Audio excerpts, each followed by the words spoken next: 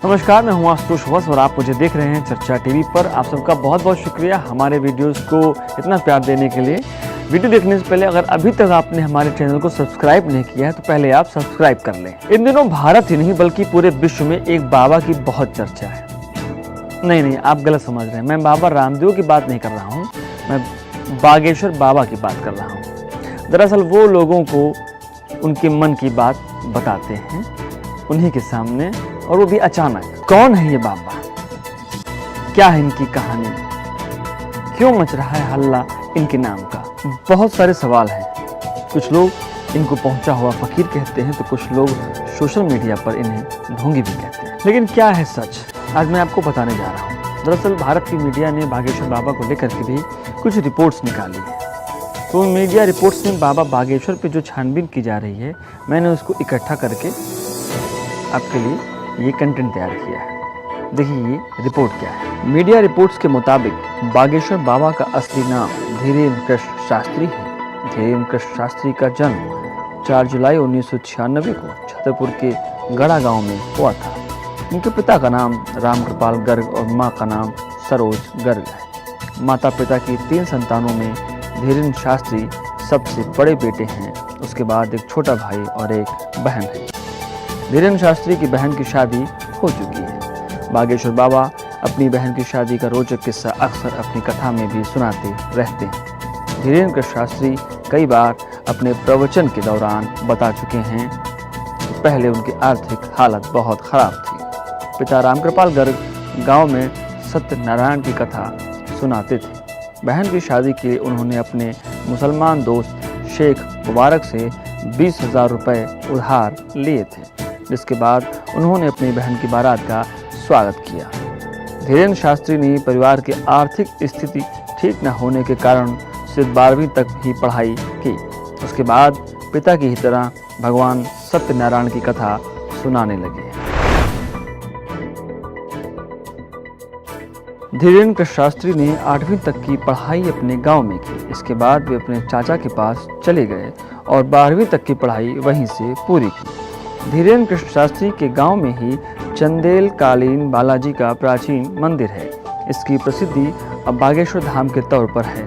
इस मंदिर के पीठाधीश्वर धीरेन्द्र कृष्ण शास्त्री के दादा एवं गुरु भगवान दास से शास्त्रों का अध्ययन किया और कथा कहना भी सीखा। भगवान दास चित्रकूट के निर्मोही अखाड़े से जुड़े हुए थे। धीरेन्द्र कृष्ण शास्त्री दावा करते हैं कि वे 9 साल की उम्र से ही बागेश्वर धाम सरकार की सेवा करने लगे थे। अपने दादा के साथ नियमित रूप से मंदिर भी जाया करते थे। इसी बालाजी मंदिर में ही अब उनके दादाजी भगवान दास गर्ग की समाधि है। धीरेन्द्र कृष्ण शास्त्री कहते हैं कि उनके दादाजी सिद्ध पुरुष थे। वे हर मंगलवार और शनिवार को मंदिर में दिव्य दरबार लगाते थे। लोगों की मन की बात जान लेते थे।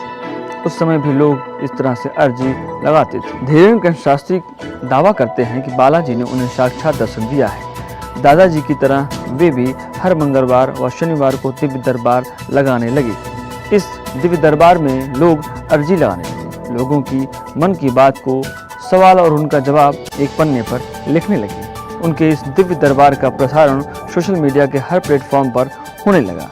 इससे उनके दरबार में आने वालों की भीड़ कई गुना हो गई। 26 साल के धीरेन्द्र कृष्ण शास्त्री का नाम आज विदेशों में हो रहा है। विदेशों में धीरेन्द्र कृष्ण शास्त्री के अलावा उन्हें लोग बागेश्वर बाबा के नाम से पहचानते हैं। 14 जून 2022 को बागेश्वर बाबा को लंदन की संसद ने सम्मानित भी किया है। 3 सम्मान उनको दिए गए हैं। पहला है संत शिरोमणि, दूसरा है वर्ल्ड बुक ऑफ लंदन और वर्ल्ड बुक ऑफ यूरोप। ये 3 उपाधियां उनको वहां पर दी गई हैं। धीरेन्द्र शास्त्री अपनी एक कथा में अपनी गरीबी का हाल सुनाते हैं। एक समय वृंदावन जाने के लिए उन्होंने पिता से 1000 रुपये मांगे थे। पिताजी 1000 रुपये नहीं जुटा पाए थे।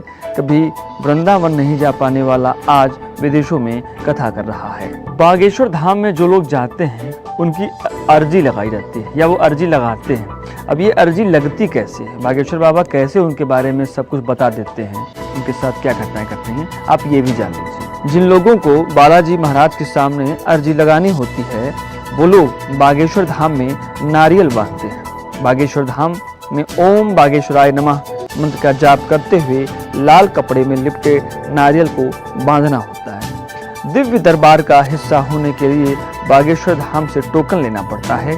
इस टोकन वाले पर्चे में अपना नाम, मोबाइल नंबर और पता लिखकर बागेश्वर धाम में जमा करना होता है।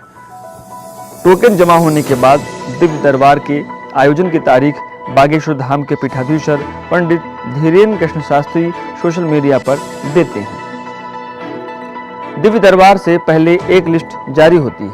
ऐसे लोगों को मोबाइल नंबर के जरिए सूचित किया जाता है। दिव्य दरबार में धीरेन्द्र कृष्ण शास्त्री द्वारा लोगों के मन में उठने वाले प्रश्नों को और उनकी समस्याओं को बिना बताए ही एक पर्ची पर लिख दिया जाता है। उनकी यही सिद्धि है जिससे उन्होंने प्रसिद्धि पाई है। बागेश्वर बाबा का नाम कई बार बड़े बड़े विवादों में भी आया है और इस समय एक बड़ा विवाद उनके साथ में जुड़ गया है।